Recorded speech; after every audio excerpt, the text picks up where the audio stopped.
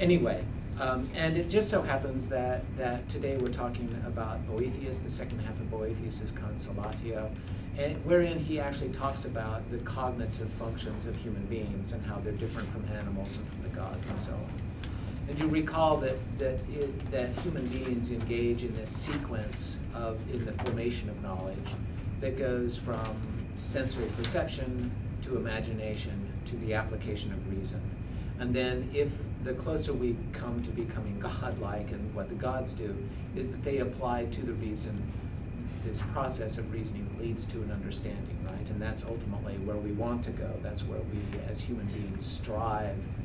We strive to attain that level. But we do function in these three: perception, imagination, and reason. And I want to use that model as a way to think about what it is that we do in this class, right? We read texts, right? And then we come together to discuss them. And that at various other points in the course, whether it's a written assignment or an examination, we reflect on the passages from the things that we've read, and what is the connection among them, and how does this all work? And I think that Boethius provides this sort of model, this paradigm provides an interesting way of thinking about that. That is that if we can imagine that the process of sensory perception, if we equate that, say, to the reading, to going through this text, and we read through this text, we see it, we read it, and then we apply the imagination is really based on the Latin term imago, which is an image of it. Okay, so that we produce from this an impression from our sensory, from our engagement with the text. We have an impression of it. As we read through this, we imagine the concepts we have in our mind, the text we have in our mind, the context we have in mind, an author like Boethius talking about things. And then on this imago that we create from our engagement with the text, we apply our reason, right? And it's the application of the reason to this imago that we have created through our engagement with the text that constitutes the formation of knowledge. It's the application of our reason to information that we've collected. So think of reading, think of the sensory perception as the accumulation of information. Think of our imago is the way that we perceive it, the way that we have assimilated it, and think of the reason as the application of reason for the formation of knowledge. So, one of the things that we've done more this semester than we have in previous semesters, and just to fit this into a context of the design of the course, is that we have taken the readings and we've applied more teamwork, right, and more individualized in pairs and so on, where you're looking at a particular aspect of these texts. And the reason behind that is twofold. A, it does give you a focus as you're reading through the text, right? It gives you something to look for as you're reading through the text.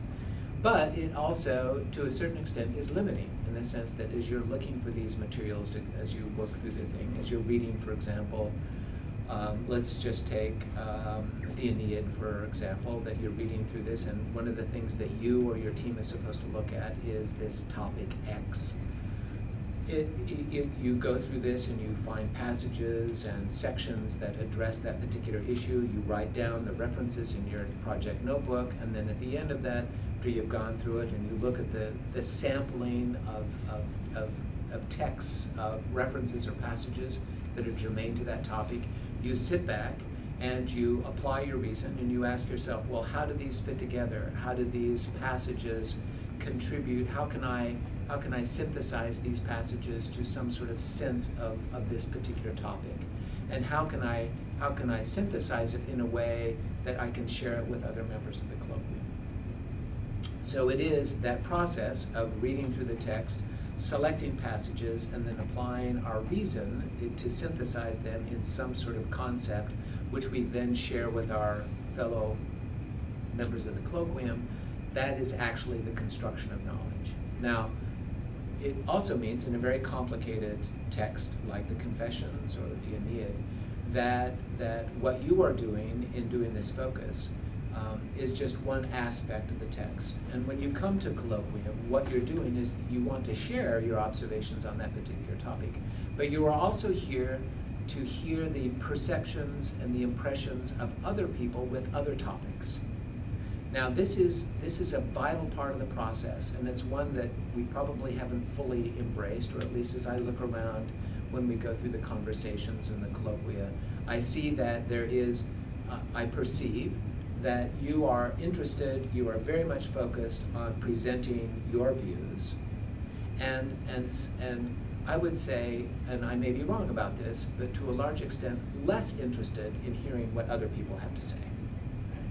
That really your focus is to get your impressions out, because you do get credit for that after all. But I don't see you really taking notes so much on, or trying to assimilate the perspectives of others. But this is in fact the vital aspect of really understanding these texts, because it prompts a review.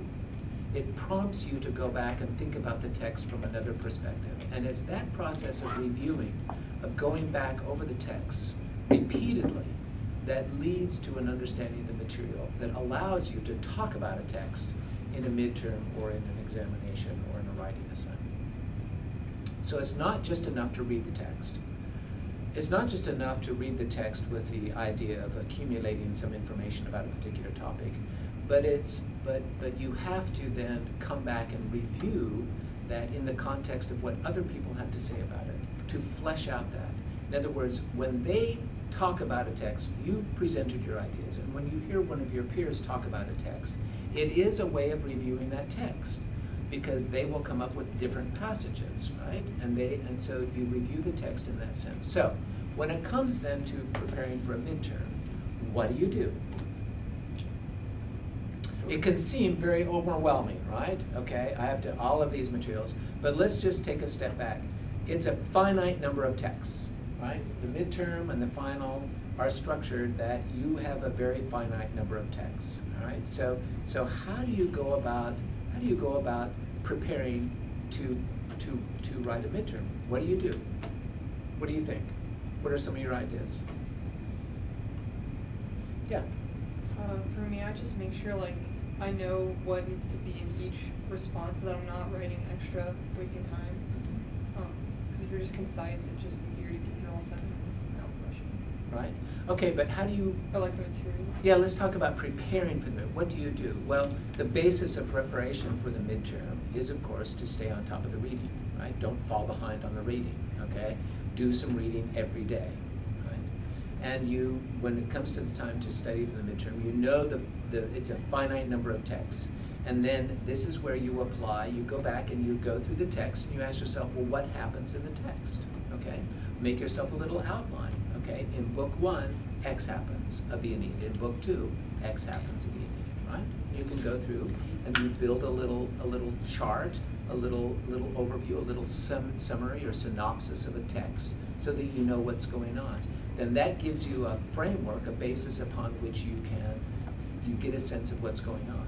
You ask yourself, you go through the notes, you go through the colloquium things, and you ask yourself, what are some of the themes that we've addressed in the course of our, what are the topics that we've addressed? And how do all of these texts bear on a particular topic? So that it's not just rereading everything, but it's going back and it's reviewing in your own mind what happens in these texts, right? Because then when you get a passage, only about a fourth of it has to do with identifying what text it is. And that's a pretty straightforward process, right? There are poetic texts, there are prose texts, there's a limited number of texts. You know that I'm going to select texts from as broad a spectrum as possible, right? If there are 6 texts that we've read in the thing, you can count on a passage from how many texts?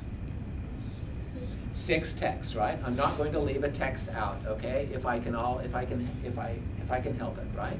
So you know that there's going to be something from every one of the texts that we've read, if at all possible. That's a given, right? You know that when you encounter one of these passages, you're going to be expected to identify what text it's from and approximately where it comes, okay? So for example, the selections from the De Rerum Natura from Lucretius, there were 4 sections from which you were going to, so you go through those sections, you say, well, what is going on in those sections? You make a few notes, so that when you come across a passage, you have some idea, right? Some idea of where that's from. Okay? It's all very straightforward.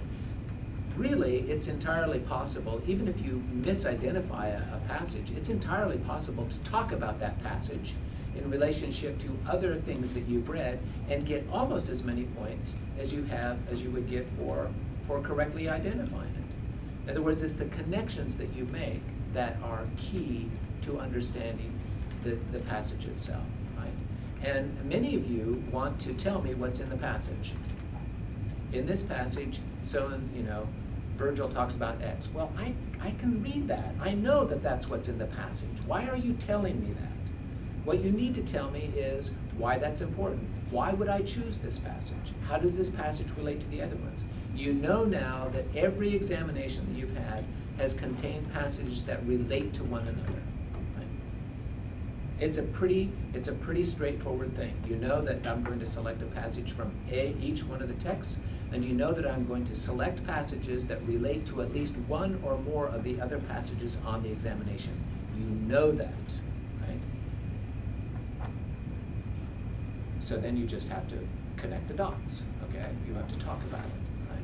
You know that Lucretius, for example, is writing about Epicureanism, right? And how is Epicureanism different from Stoicism, right? And how is Stoicism different from Christianity?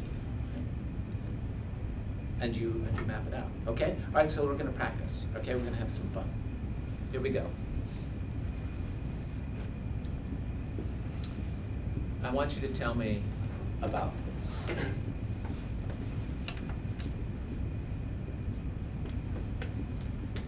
Can we, let's turn off the light.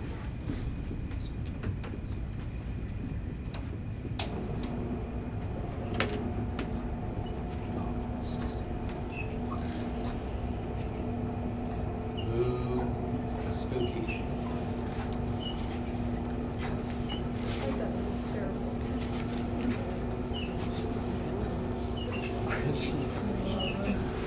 Oh, look at that. Oh, that's so much fun. All right, tell me about that. What is it? I want you to take a few minutes. I want you to look carefully at that.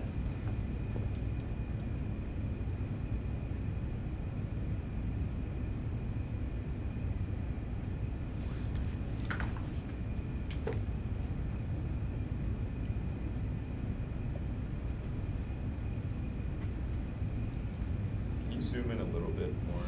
You bet. If you're able. I think I'm able. Oh. Oh. Whoa. There we go. How's Thank that? you.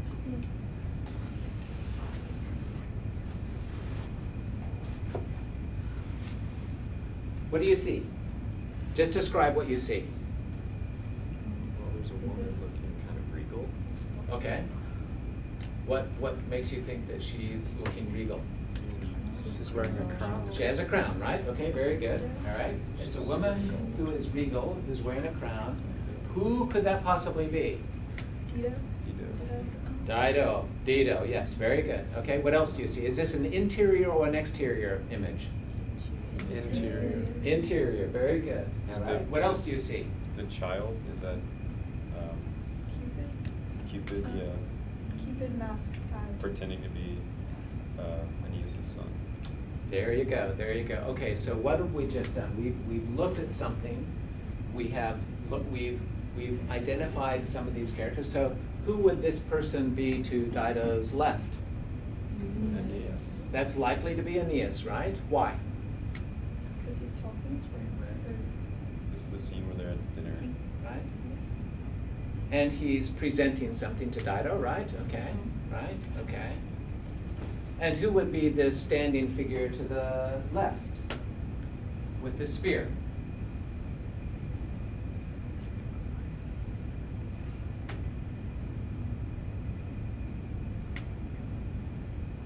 Is it the guy Aeneas told to fetch the sun? Yes, yes, know. Achates, okay, this is Aeneas's companion, right? Okay, all right, so now we've looked at this, we've taken a few minutes, all right, and we've identified these things. Now, what's the next step if you're studying? Significance? Even before the significance, think of this as, What happened what's that? before and then have context. Okay, It's the context, right? So what are you going to do? You've identified this, right? So what are you going to do now? You're going to go to the text, right? You're going to find it in the text, okay? And you're going to read, because then you're going to find out what Cupid, in the guise of Ascanius, is holding. Can you see what he's holding? Something sharp. Let's zoom in. Oh, is it this?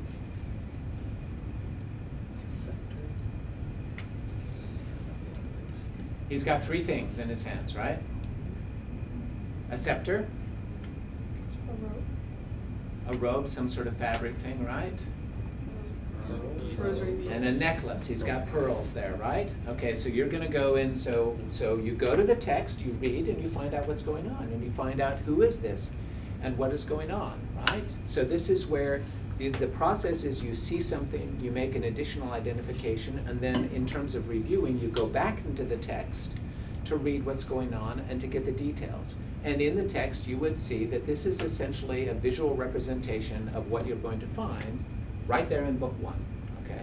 This is exactly the passage that you saw in your midterm comes from that section, because it is Cupid that is standing in front of Dido, right? And it's Cupid that's going to infect her with this debilitating passion, right?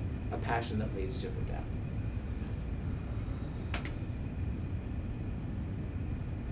So the notion, and so when you're preparing for the midterm and the final, you go through, you make your little summary, you get a sense of what's going on so that you can connect the passage, and then try it yourself. Pick some passages. Just pick at random. Work in teams and say, here's a passage, what can you say about it? How can you connect it to everything? Virtually every passage that you can come up with is going to have something in it that you can relate to the other things that we've been reading, and gives you a chance to talk about it. Isn't this exquisite? It's pretty cool, isn't it? This is a cartoon.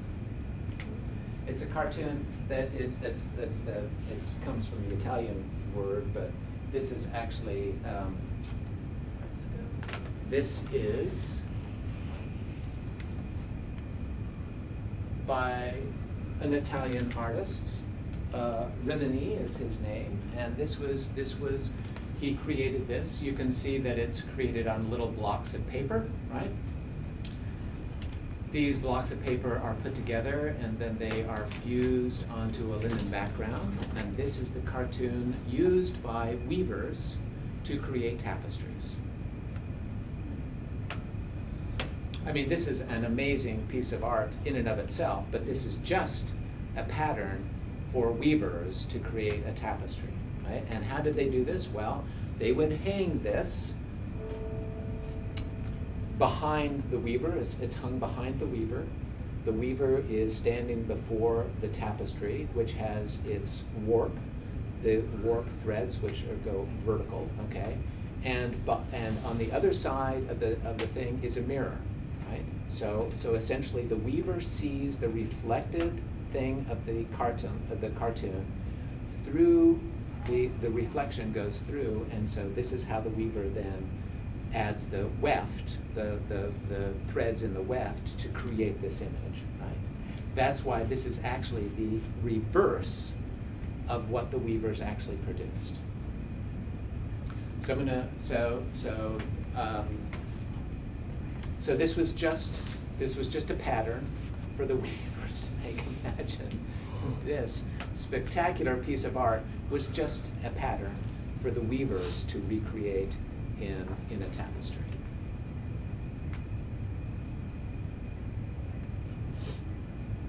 Now you, as search students, okay, as humanities students, could talk a lot about this, right? You could talk about Ascanius. Here is actually Cupid. You could talk about how gods impersonate other human beings, right? And what are some other examples of how gods of impersonating other human beings? Who does that for like the whole of the Odyssey? Lots of things in the Odyssey. Who does this? Athena does it, right? Okay, right. What are some other examples of things that we've read? Helen, right? Remember we have the phantom Helen, right, that was in one place and not in another, right? What about in the Hebrew tradition? We have Yahweh appearing in the guise of a human being, right? And don't we? Appearance to Abraham, right? Okay. The whole notion of gods taking on some sort of corporeal form. We could even say that you could even talk about this as a problem that Augustine addressed in the Confessions, how this was a problem for him, as a stumbling block, that he always imagined gods in an anthropomorphic form. And it wasn't until that he read Plato and started to consider transcendental concepts of deity that he freed himself from this. Okay, you could talk about the representation of gods or the prohibition on the representation of deity among the Hebrews. Right? Yeah. So are the points we get based off the quality or quantity or both of our connection? Both. Okay. Both. All right, Would what you else could we rather- talk about this? We could talk about, what's that? Go ahead. Would you rather we connect to other passages in the thing, or does it not matter? Doesn't matter. Okay. What else could we say about this? You're there in the museum, you've got a group of students, so say you've gone back to your high school, you've got your high school younger contemporaries, and you're taking them through the museum. Now you're steeped in you have read the Aeneid, you've discussed, you've written about the Aeneid. What else are you going to tell them about this? It's a very influential part of the story. It is an influential part of the story. Why? Because it leads towards it all kind of it's the god's fate, basically, of what happens to Aeneas and how Dido kills herself, and it's just a very big part in the story because it's kind of without this wouldn't have happened. Aeneas wouldn't have came here without Dido. He wouldn't have Right. And you can talk about where this is in the story, right? What has just happened, okay? What has happened immediately before this? I can't remember now. The Trojans just escaped the Troy. Okay, that's going way back. That's like going back to the cosmic egg. More recently than that, okay? Yeah. They were shipwrecked in Carthage. That's right. Yeah, there you go. Yeah. Uh-huh. And they have Achates and Aeneas have just wandered into Carthage, and they've gone and they've seen the temple, they've seen the representation of the Trojan War, they've seen themselves, kind of famous players in this. Okay, and so they have then been demisted, right? Okay, and they are welcomed there, and Dido has invited them to come, having met Aeneas and Achates, and Aeneas sends Achates to go back to get Iulus, get Ascanius, and he is to bring certain things with him, okay? And the fabric that he has was woven by none other than Helen's mother, Leda, okay, wove this sort of thing that Helen brought with her to Troy, right? And the scepter is by Ilione, one of the kings of Troy had that. So you can talk about the context, and after this, of course, Dido falls in love with Aeneas, and then that leads to this tragic moment when Aeneas is sent once again on his way to establish this community of refugees in Italy, on the Tiber River, and that will ultimately land to the founding of Rome. So we can talk about, what about Aeneas? What is interesting about Aeneas? He's dressed as a soldier. He's dressed as a soldier, right? Yeah. What appears to be a banquet, which is interesting. He's not in casual attire. Yeah, and you can see that they're preparing for a banquet, because it's at this banquet, of course, that Aeneas tells the story of the fall of Troy and his many travels, right? Okay. Aeneas is the son of whom? Venus, right? And Venus has sent Ascanius, has sent Cupid in the guise of Ascanius in order to infect Venus with this passion. Where else have we seen this infection of this passion. The fury. The fury, Alecto, okay? For example, later on in the story, that Juno will send Alecto, okay? So we've got Venus sending this in this way. Who else talks about passion and Venus? Lucretius. Lucretius, right? Yeah, Abe. Do you know why Aeneas and his contemporary have those like bandanas around their legs? Oh, I don't know. This is a Renaissance reimagining of what this was like. Okay, so this obviously has anachronistic elements built into it, to be sure.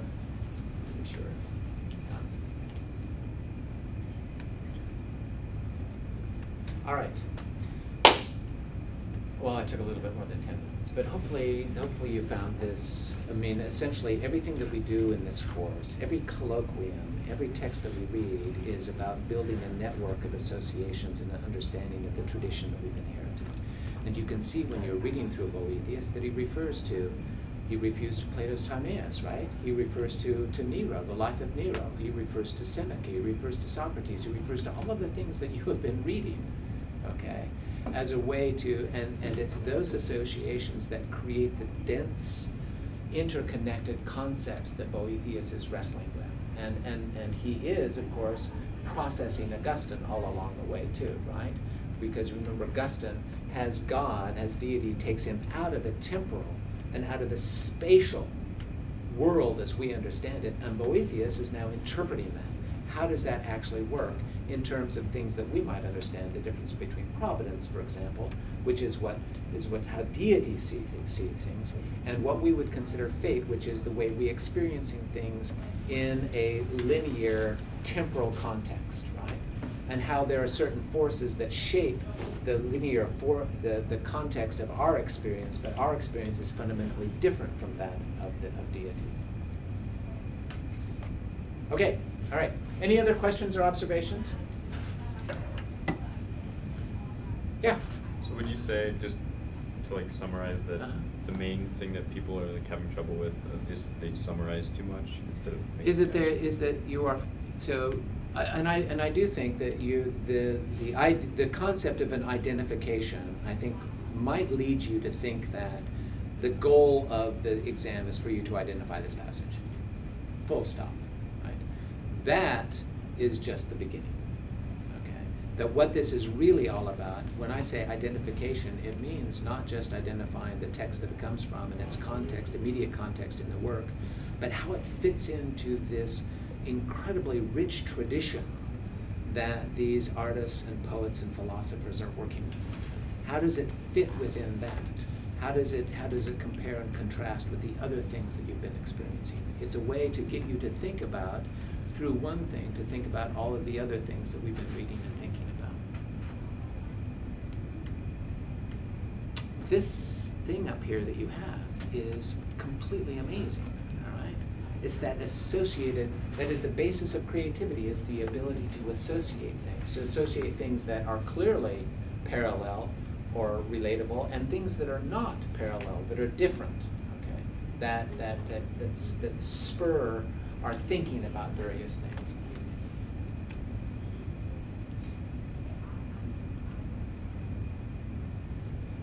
All right, any other observations?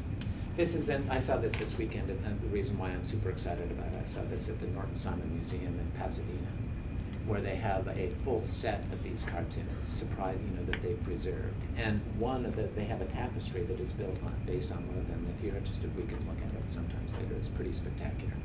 The tapestry's flipped then? Tapestry's flipped. So Aeneas would be on the left side? Yeah. Yeah. I'll load the image so you can see the tapestry, and then you can see the cartoon upon which it's based. It's a totally spectacular thing.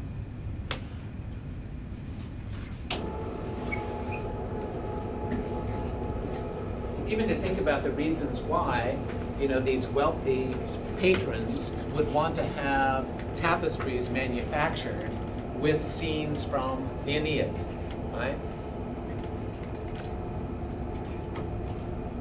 You get that, of course. It's crazy. All right, here we go. Let's talk a little about Boethius for a few minutes, shall we? All right, let's talk about Boethius. Does anybody have anything they'd like to start with? Oh yeah, here. Oops. So, this is on the relationship of its divine force to the inanimate and animate world. I saw in Boethius, this is page 56, and it says, "And mind a world of beauty, and you shape our world in like appearance. You command its perfect parts to form a perfect world." So that's verse 9 through 11. And then to contrast that, I saw in chapter 10 in the Confessions, he quotes, "Thy whole creation ceaseth not, nor is silent in thy praises, neither the spirit of man with voice directed unto thee, nor creation animate or inanimate, by the voice of those who mediate thereon, that so our souls may form the weakness arise towards thee, leaning on those which thou hast created." So basically just what I gathered from this is like that the God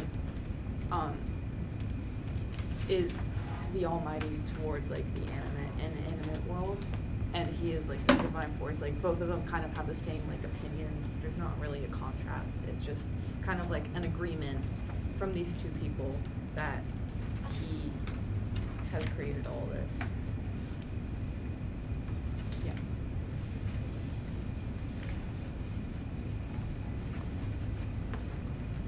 I actually wanted to say, so throughout this, it seems, I mean, obviously, I thought it was really interesting how Yahweh is referred to, and it's, you know, as we've seen, it's a monotheistic Christian. Yahweh represents a monotheistic kind of religion. And on page 59, lines 18 through 21 of book 10, or chapter 10, book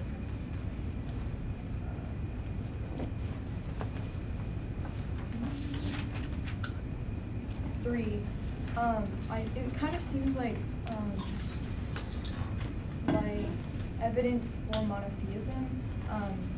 Now consider, she added, whether the same conclusion is also reached even more demonstrably from this. There cannot be two highest goods which differ from each other. Indeed, it is clear that if two goods differ, the one is not the other, and accordingly neither can possibly be perfect, since each lacks the other. And I thought that was interesting because, like, I feel like that was kind of like a jab at polytheism, specifically like what we saw with like Greek and Roman gods, with one god being perfect, say like Venus, but also like Ares being perfect. And how can those two perfect forms exist?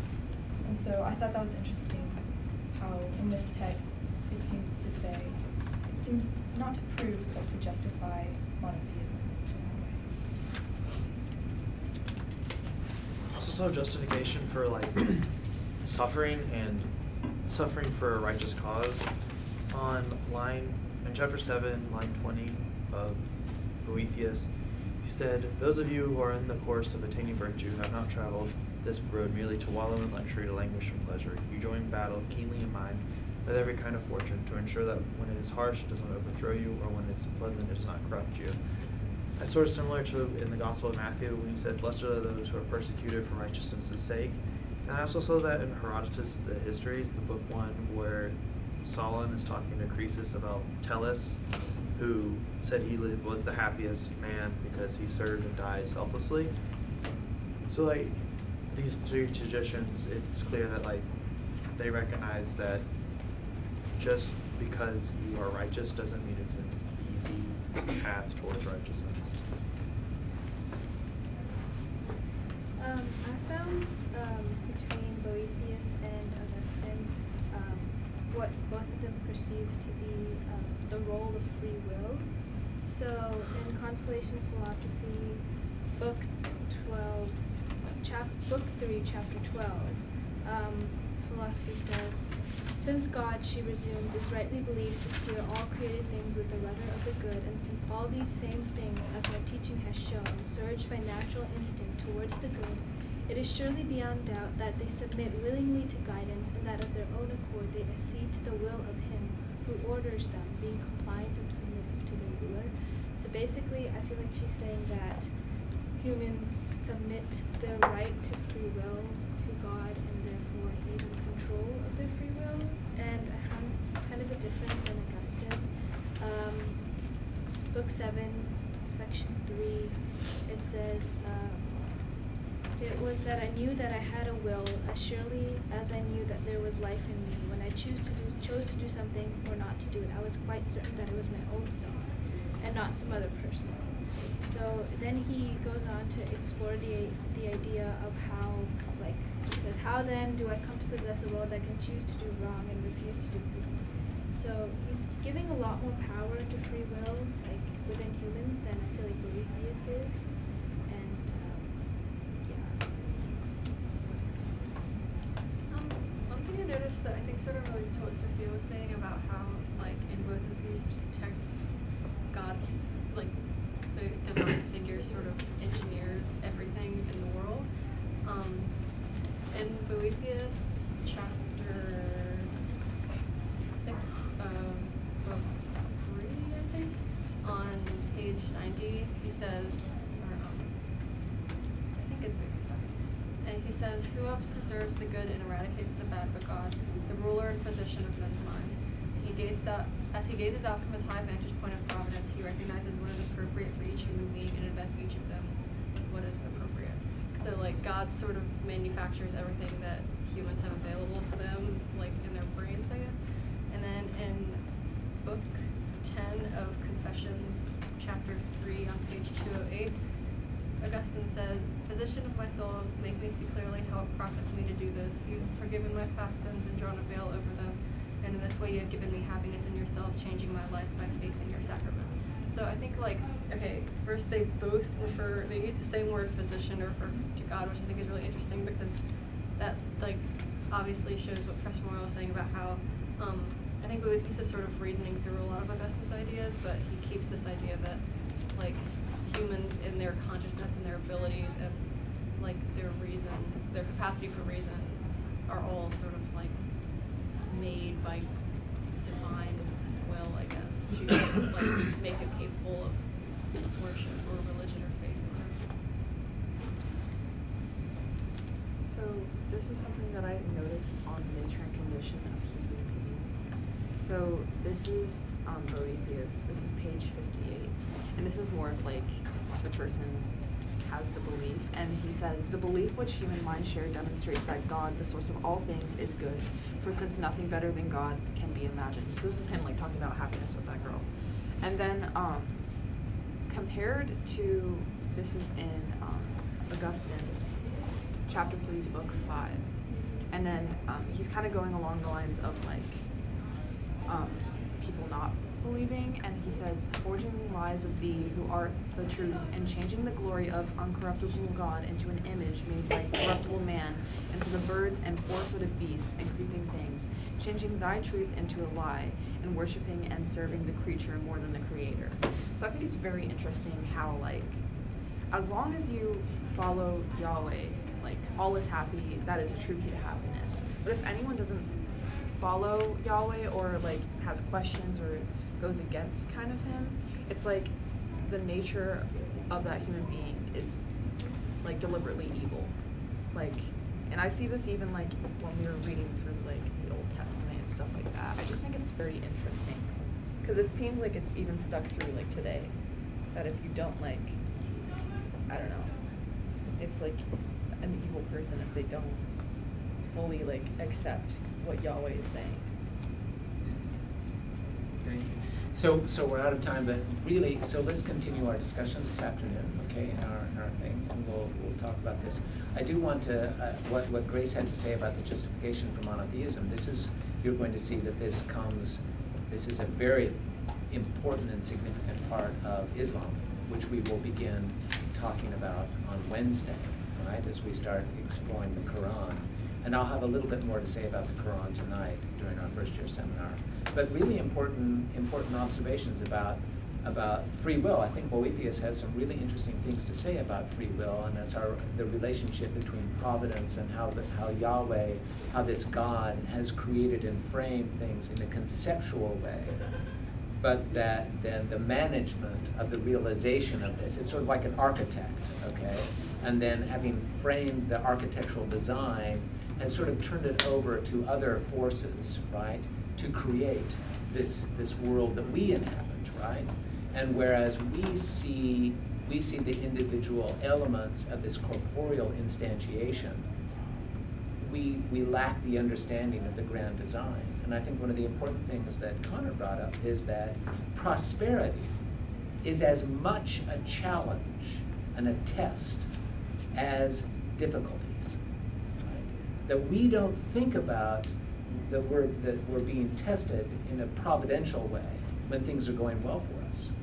But what Boethius is saying, yes, that's as much a test as experiencing misfortune. And if you don't think about it in those terms, then you get all caught up in all of the things and all of the wonderful things of prosperity and of good fortune without realizing that that is as much a test as moments of hardship and misfortune. All right, fantastic. Thank you for your work. Thank you for your patience. We'll see you this afternoon.